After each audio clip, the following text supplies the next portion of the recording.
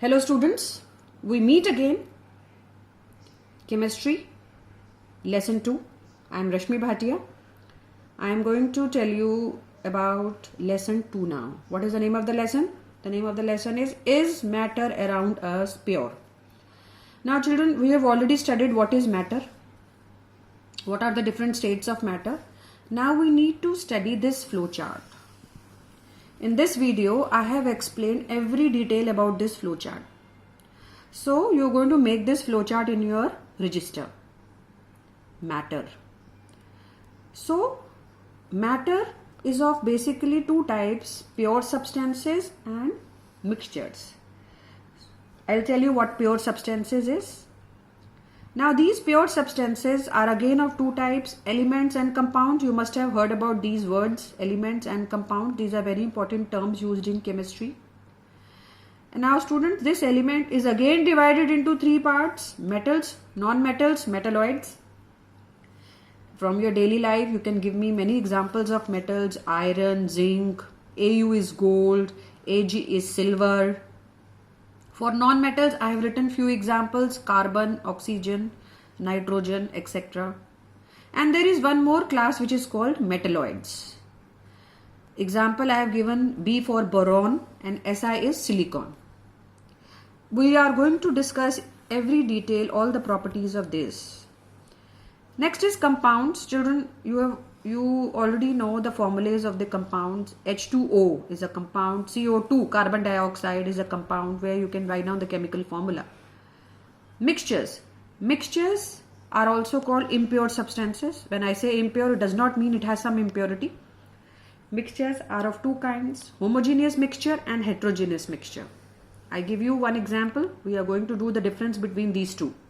Homogeneous means uniform composition, meaning sugar in water. When I dissolve sugar in water, it is a homogeneous mixture.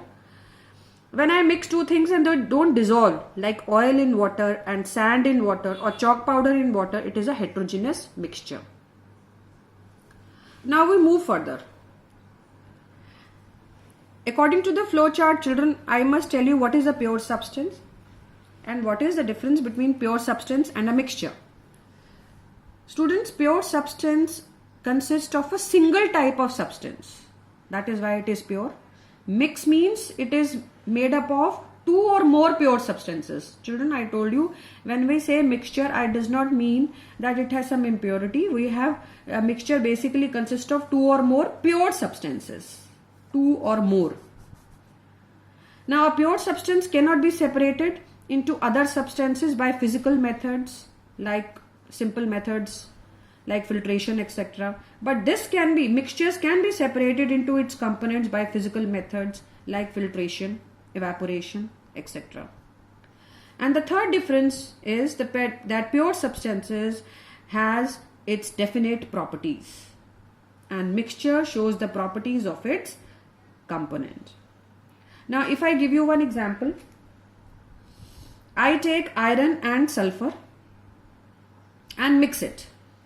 Iron and sulfur will be considered as pure substance, and when I mix them two, it is called a mixture of iron and sulfur.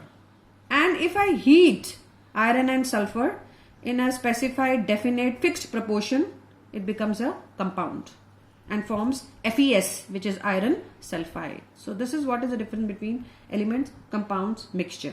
Now children, we move further. The definition of elements. Children, you know, more than 118 elements have been discovered up till today. So what is the definition of elements? Elements are made up of one kind of atoms. Now children, you should also know that who is the father of chemistry? Antony Laurent Lavoisier. I repeat, Antony Laurent Lavoisier is the father of chemistry. And he gave the definition of element as that element is a basic form of matter that cannot be broken down into simpler substances by chemical reactions. Now, I told you there are more than 118 elements which are discovered up till today. All the elements that come across to your mind where you are writing the symbols like iron, zinc, copper, boron, all these, carbon, oxygen, nitrogen, all these are elements. Now again, these elements are of three types as I have shown in the flow chart. These are of three types: metals, non-metals, metalloids. So you should know from the list of 118 elements which are metals, which are non-metals, which are metalloids. So learn few examples of these. I have already given you in the flowchart. Now first is the properties of metals. Children, in your class 8th, you have already studied about metals, non-metals, and you should know the properties of metals, but we are just repeating it. In class 10th also, you need to study a lesson about metals and non-metals. So the first property of metals are that metals have luster. Luster meaning they have shine. Now the second property is that they conduct heat and electricity. They are good conductors of heat and electricity. Third is they are ductile. When I say ductile, you should know what do you mean by ductile. Ductile meaning they can be drawn into thin wires. All metals are malleable. That means, what do you mean by malleability? They can be hammered into thin sheets. They are also sonorous. That means when hit with an object, they give a crinkling or a ringing sound. So these are some general simple properties of metals. I have again given you some examples. Cu means copper, Fe iron, Na sodium, K potassium. These are all metals. Now children, there is one exception to it. Mercury, which is the symbol Hg, is the only liquid metal at room temperature. We move further to the properties of non-metals. Now it is the opposite of metals. They do not have any luster. They have dull appearance. They do not have shine.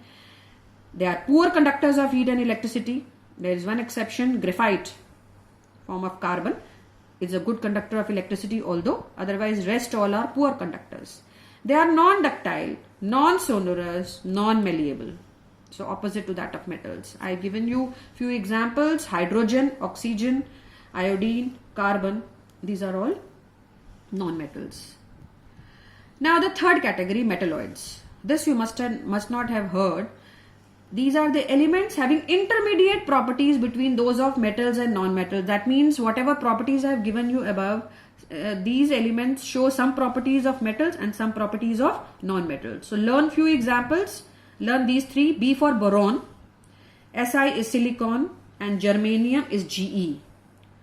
So children, moving further, I hope you have understood this. Moving further, the next category is compounds. A substance which is composed of two or more elements chemically combined with one another in a fixed proportion.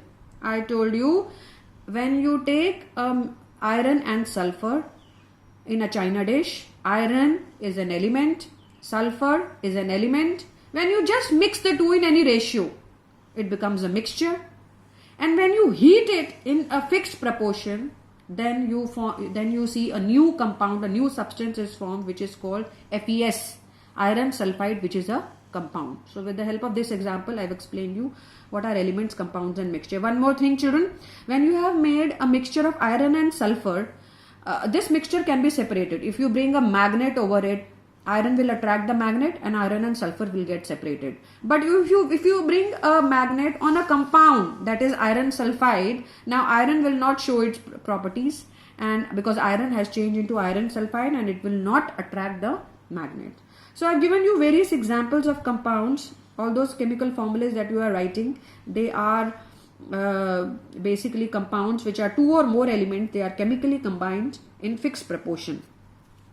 The formula I have written is H2O, CH4, NaCl. These are all compounds. Now children, when you are clear with what are elements and compounds, you should also know the difference between mixtures and compounds.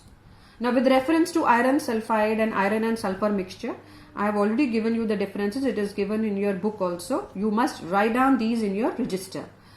The mixture is elements or compounds that are just mixed together to form a mixture and no new compound is formed. But in compounds, the element react to form new compounds. A mixture has a variable. Variable means it does not have a fixed composition. But the composition of each new substance or a compound is always fixed. That means if we are forming a compound H2O, then it is always the composition will be fixed. Third difference, a mixture shows the properties of the constituent substance. Children, I told you, I have given you the example of iron and sulfur. Now, we know that iron will attract magnet. Even if you form a mixture, it will still attract magnet. But when you have formed a compound out of it, that is iron sulfide, now the new substance has totally different properties. When it has formed iron sulfide, a compound, now iron will not attract magnet because it is no more iron, it has formed iron sulfide. The next difference is the constituent can be separated easily by physical method like filtration or maybe magnetic separation, easy methods, but the constituents can be separated only by chemical or electrochemical reaction. So not so easy to separate the elements from a compound. Coming back to the flowchart again, children, now you know what are mixtures. Mixtures are again of two types: homogeneous mixture, heterogeneous mixture. I'll explain you with the help of an example. I told you, children, when you mix sugar in water or salt and water, sugar and salt are completely mixed in water, dissolved in water. So this is homogeneous mixture. That is, a mixture is said to be homogeneous if all the components of the mixture are uniformly mixed. And when they are uniformly mixed, children, there are no boundaries of separation. That means it's very difficult to separate sugar from water, salt from water. And heterogeneous mixture, I'll give you one example: sand and water. Sand will not dissolve in water. Chalk powder will not dissolve in water. Oil will not dissolve in water. So it's a heterogeneous mixture and it has non-uniform composition, and you can easily filter them or separate them. There are visible boundaries of separation between them. So that means you can separate them easily. Now the flowchart is over. I have already explained all the heads of the flowchart, children. Now the next topic that is physical and chemical changes. You have already done physical and chemical changes in your junior classes. This is just a repetition, but in your exam it can come, they can give you so many examples and you have to find out whether it's a physical change or a chemical change. So first I'll explain with the help of example. Physical change means if you are changing ice into water, or maybe water into steam, or you are melting butter. So when you are melting a butter, it will remain butter, but the state will be changing, that it will be changing from solid to liquid. So the process which brings about changes in physical properties and no new substance are formed. So when you are melting butter, it will remain as butter only. Only the physical properties are changed. Similar with the ice changing into water and water changing into steam. The common physical changes that would occur are maybe the change in color, hardness, rigidity, density, melting point, etc. But what is the chemical change? As the name suggests, chemical change. All the chemical reaction taking place around us are examples of chemical change. Rusting of iron nail is a very good example of chemical change. The process in which new substances are formed and chemical properties of substances get changed. Now, when a chemical change occurs, the new products are formed with entirely different properties, and this change is always permanent, irreversible. So what is the difference between physical and chemical change?